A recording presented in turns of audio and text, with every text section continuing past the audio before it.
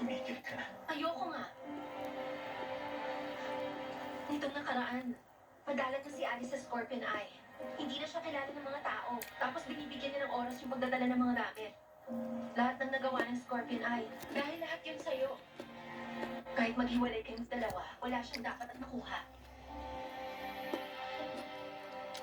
Ako na lang mag-isa guys kasi inatid ko na yung anak ko sa Pag school. narinig ko sa'yo, hindi ko na gusto yung makita ka kahit na kailan. Kain tayo guys. Hindi ko siya Mm. tatraydulin. Ito lang ulam namin. Kahit buhay kong kapalit. Sa kanyang Scorpion Eye. Kaya po ang ulam ko guys. Pag dumating ang panahon, sino pipiliin mo sa amin ni Alice?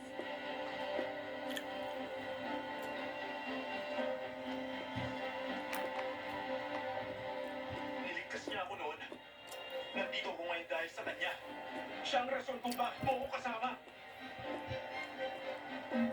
Pag may nanakit sa kanya, kahit kamag-anak pa, papatayin mo siya.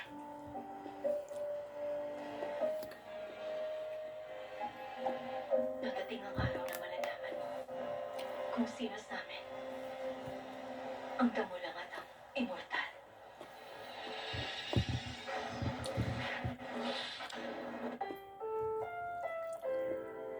Ang programang ito ay rated SPG.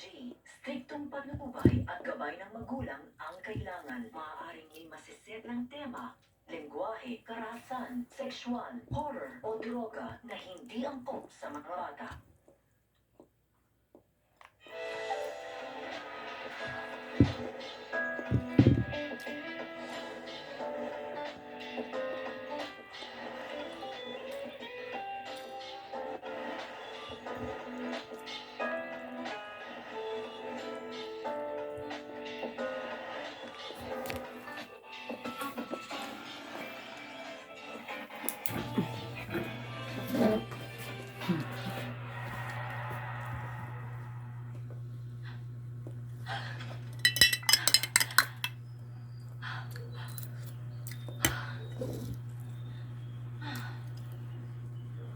Ay, talaga naman. Ay, sira ka talaga. Bakit mo ba ginawa yun? Ay, kainis.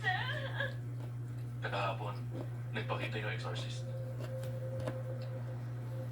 Kung gano'n, nakilala mo na siya.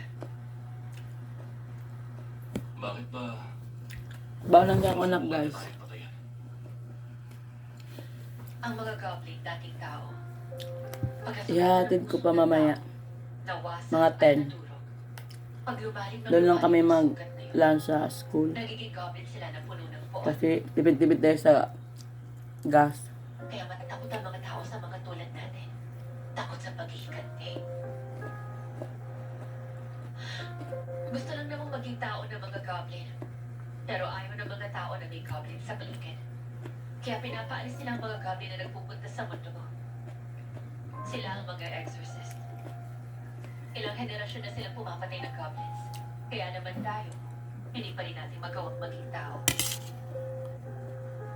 Wala pa sa ating nakakagawa. Pero sa tingin mo, kaya mo. Hindi ko alam ang sagot yan. Nakadepende yun sa kung anong gagawin